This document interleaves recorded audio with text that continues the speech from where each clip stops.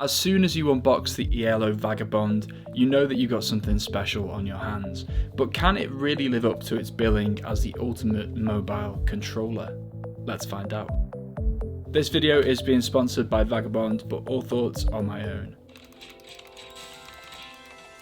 You only have to blink and there's a brand new mobile gaming controller on the market, but very few are as premium and polished as the ELO Vagabond. ELO has its roots in competitive gaming, and they've tried to build this controller as a precision instrument that's going to get you the very best performance. Like many controllers that's come before it, the Vagabond connects to your mobile device with a USB-C. But this controller comes with one of the smoothest and widest sliding mechanisms that I've come across. Inside the box you'll get a range of rubber adapters, so whether you've got a bulky case on your phone or are using a slightly larger device like a tablet, you'll be able to find the perfect fit. The adapters can be a little bit tricky to wedge into the controller itself, but once you've got them in there, they fit very snugly and are incredibly stable. For that reason, this controller is suited to someone who's going to use the same device consistently rather than wanting to swap between different sized devices. And for me, that became the iPad mini,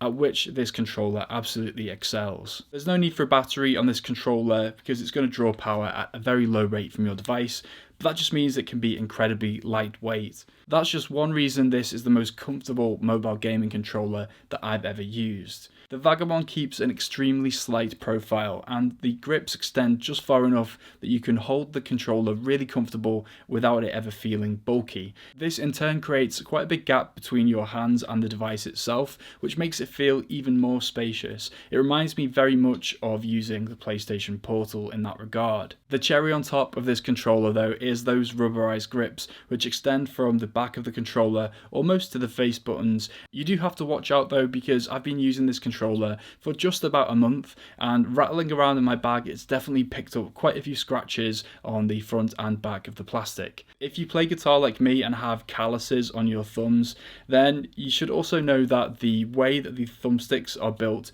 has actually scratched off quite a bit of dead skin from my fingertips, and so that's the kind of dust that you're seeing on there. That's something that I can probably clean off, but I wanted to show it in this video. On the underside of the Vagabond you will find a headphone jack and a USB-C port used for pass-through charging. It's impressive just how many features this controller packs in to what is a very sleek design. But does it feel just as spacious when you're actually gaming? The short answer is yes. While the face buttons can be a little bit rattly, they are built with mechanical switches and they feel just brilliant to game on. They also have a very nice and quiet audio profile, which does feel very nice if you're gaming in a quiet environment too.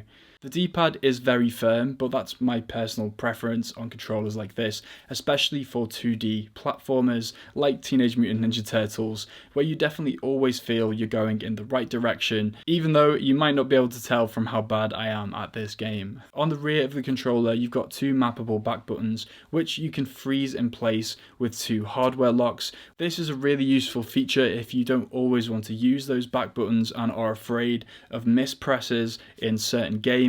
Just simply slide those buttons over and you won't have to worry about it at all. We also have Hall effect triggers and joysticks, which can be calibrated in the Unleashed app, which is also where you can set the lighting levels of those rings around the joysticks. So let's take a bit of a closer look at the Unleashed app itself. I've criticised other companies in the past for making these game launchers a paid-for subscription, but that's not the case with ELO. It's simply free and it comes with the controller. It's not going to pull in every game that you've got on your device. It's more like a curated selection of games that ELO think you might be interested in. But one cool thing is you can always just hold on to that ELO button on the controller and it will just bring up your Apple Games library if you're playing on an iOS device. The real thing you will want to download the Unleashed app for though is to make sure that you can get firmware updates. These don't take too long at all to install, and it's definitely worth doing to make sure you're ironing out any bugs when you first pick the controller up. Actually, having updated the controller once, it did change the calibration of my joysticks, so for a moment I thought I was getting some stick drift. I went into the app, recalibrated everything, and it was running perfectly again. In here, you can also remap buttons. I do things like change the audio levels of the Unleashed app if you want to just switch off the music. But really, all of this is just a nice bonus to what is already the best mobile gaming controller that I've personally used.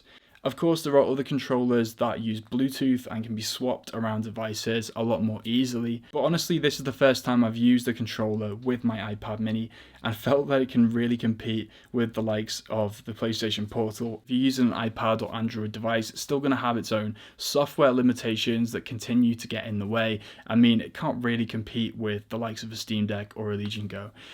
But in terms of the hardware, it makes it feel like a true gaming device. On a recent trip to France, I elected to just take this controller and my iPad mini with no other gaming option, and it gave me a very discreet yet powerful way of playing games while I was abroad. The exciting thing that this is a debut product, but ELO seem like they want to listen to as much community feedback as possible to improve this product as best they can through firmware updates, and to inform future product decisions as well. They've also managed to keep the controller at $99, which is actually a decent price compared to some of the competitors. If you want to learn more about the ELO Vagabond, then check out the link in my description, and I've also got these videos which could interest you in the meantime.